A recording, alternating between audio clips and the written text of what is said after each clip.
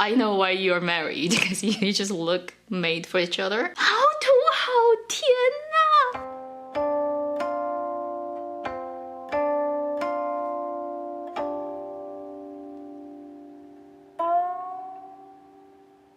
只是结婚关系 Once We Get Married is a 24-episode web drama that's being aired on the platform Tencent in China right now. The drama went live online on October the 8th. On the day I clicked it open, I went through the first 8 episodes in one go, and at the point I'm making this first impression video, I've watched the first 10 episodes. I have never noticed about this drama's existence. I haven't talked about it in my weekly videos. I really haven't seen anybody discussing about it. I literally accidentally clicked into this drama, and I'm really happy that I did it. First, let me give you a rating based on my 7-level scale based on the first 10 episodes. I'll give it a 1 gold mine rating, but it's a high one. If there's a decimal behind it, it will be like 1.7, something like that. It just brings me a lot of enjoyment, while I realize it's by no means a high standard, refreshing, unusual production. Before I talk about the details, quickly introduce you to what this story is about. This is a very old-fashioned Asian drama and romantic story about a contract marriage. Just hear that word, you already guess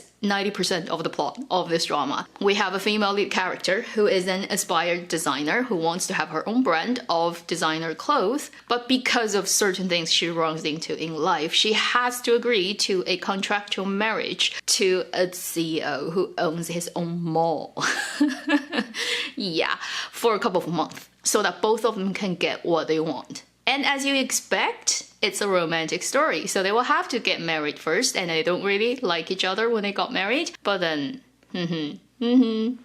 old-fashioned Asian drama and story, so old. You just expect nothing can come out of it that will make you interested. Well, 2021, the year of face slapping. Because I really like this story and I have really positive response to it, I'm gonna first talk about the things that are not great about this drama. Pre-warning to anyone who wants to go into it. Then I'm gonna talk about why, although it is so old-fashioned, I loved it so much. First big stare in your face, I kind of already talked about point that is not ideal about this drama is, it is so old-fashioned. Not even one plot of this drama is something that you didn't expect that will happen in this kind of story setup. The overbearing CEO in this type of storytelling, who is also extremely clever, capable of doing his jobs, but incapable of dealing with human relationships and love.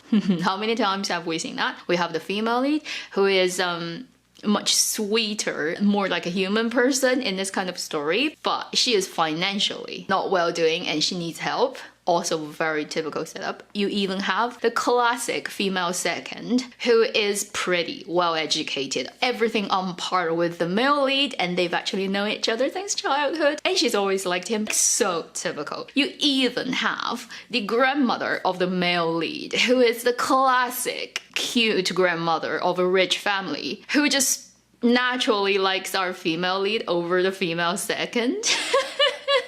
How many times have we seen that? We also have the kind of male second or male third, depending on how you categorize the relationships, who is a childhood sweetheart of our female lead. And their good relationship and the male second's affection towards our female lead will become a hindrance of male lead's love story. Everything in this drama is exactly like I said, as you expect that will come out of this story setup. So, if you're really not interested in yet another iteration of this classic drama setup, this is not the drama for you. The second thing about this drama that may make people feel it's not worth their time watching is it's such a standard production drama. The look of it, the camera language, the color palette, hardware of this drama is exactly like a million other romantic contemporary drama produced around the same budget coming out of China that you usually see from Tencent, from Mango. I can just count many numbers of them right now here,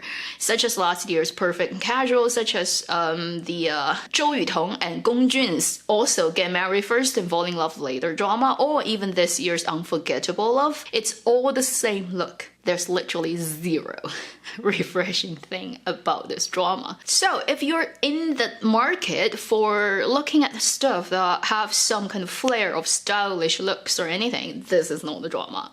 Oh, and also, all the leads are dubbed. Plus, our female lead is dubbed by Qiao Shiyu, who has dubbed too many people, particularly Dili Reba. So if you watch a lot of Dili Reba drama, Wang Yuwen's dubbed voice may distract you from enjoying this story. Those are the not so good points about this drama. Now, the good things. I'll divide it into two big categories.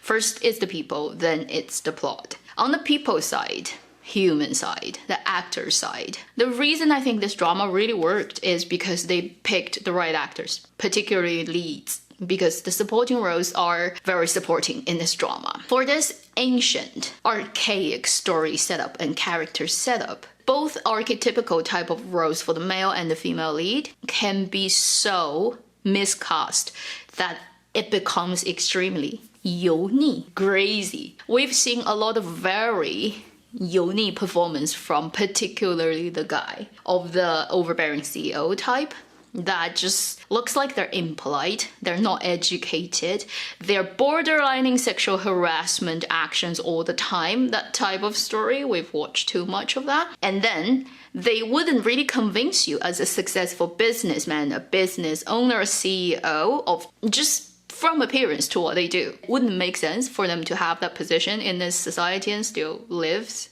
on. Very fortunately for the casting of this drama, they picked Wang Ziqi, who really works for the story setup. He can wear suits like it's made for him. There aren't that many actors of his age range who can wear suits and wear it like it's meant to be worn. He has really good posture. He stands up really straight with the shoulders squared and the neckline really good. And it's some very basic things, but not every actor can do it. And a lot of Chinese young actors these days, whether it's contemporary drama or period drama, are criticized for their postures not being good enough. For Wang Ziqi, he really knows how to hold himself. So the moment he walks out with that posture, you kind of already believe he can be this kind of person. Plus, his face is really suitable for playing this kind of cold, aloof, and stern person. But then he plays this role with a lot of details. He's not wooden, although he's cold. There's a lot of little expressions, details, body languages going on that shows the audiences all the clues about what he's thinking,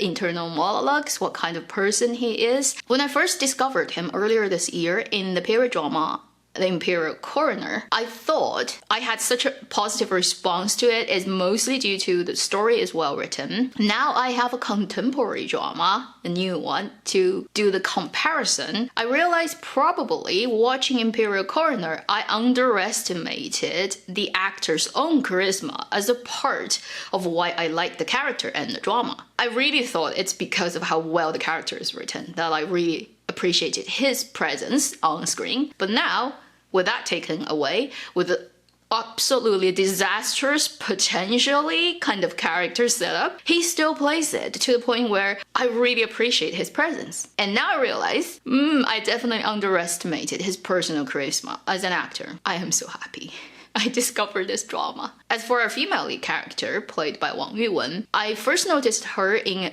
Advisors Alliance, playing Cao Cao's daughter. Although she's a supporting role and doesn't have that much screen time in the drama, I really loved her. I think she's so pretty, and she played that role so well. Later, she got quite a few different projects. None of them really got really big or popular, but I've always remembered her, and I really liked her overall. And I think in this drama, she also did a really good job. She played this, let's say, in-character setup, having no special, outshining quality character, but made it really lovable. She can do a lot of those cute, particularly the comedy part of this drama, without making you feel she is overacting. You're just like, how adorable. She's the cutest daughter that you hope you can have if you ever have children. She brings out almost the motherly love part of me. So that casting choice is also very well done. Then when you put these two together, first, they look like a couple on screen. They have similar body build, if you have to say, the similar slender, long body, and their height is perfect for each other. I feel like the cameraman was very happy, because probably they wouldn't need to use that many apple boxes to make the female lead get higher. They just look like the same type of people, like the perfect good-looking couple that will show up if you are a B&B runner and one day the door opens, a couple of newlywed people comes in for their holiday and you're like, oh, I know why you're married, because you just look made for each other. I think 80-90% of the reason why the story works is because of that. Then the second good thing about this story is, although it's so tropey and so old and everything is so expected, all the characters with their setup do things reasonably. With a lot of those CEO falls in love with a normal girl kind of story, you just have people who only cares about romantic relationships. And we have too many of such dramas in Chinese dramaland. And this drama is not. Whatever the motivations of those characters that made them end up in a contractual marriage, it's all very valid. And at the point of all the characters making their each small decision about why I do this, why I do that, it's totally logical. They would do what logical, normal, rational people would do, which is put their family, put their real life important relationships, their career before, let's say, the writings go of this drama, which is making the two leads coming together and making their romantic story interesting to watch. This is essential to this drama too. When you have the correct actors for the roles, then you have make sense plot. And then you have, relatively speaking, well-written moments of intimacy, then comedy, put them together.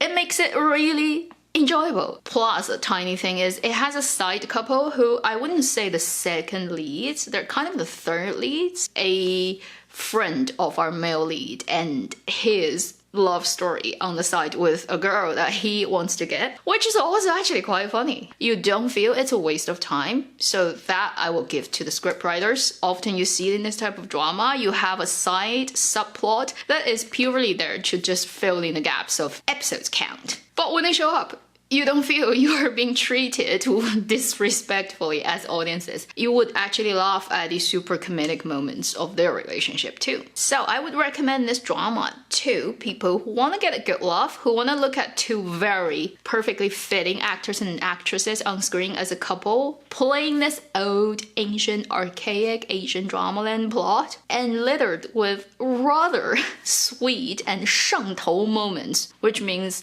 you get the buzz. It's like you get a few drinks and you get a buzz in your head. On China's internet, people are calling it 土田 drama, which I think is perfect. 土 means earth or soil. When it's used as adjective in China, it just means it's something that's really old-fashioned, not popular at all, not up to date. It's the opposite of being cool and fashionable. 甜 is sweet. So this is a very 土 but very 甜 drama. There are so many moments while I was watching it, while I was like, that is so 土, but then that is so 甜 too. 好土好甜啊! So if you want those kind of shrieking moments, like you're curled up in your own bed and feel embarrassed about why you have such a strong reaction to a romantic story that's just so made up, but at the same time just having so much fun with it, if you want that, this is the drama to go, okay? You can watch Dear Diary, 巴比伦恋人 on one hand, and watch 只是结婚关系 once we get married on the other. Perfect balance achieved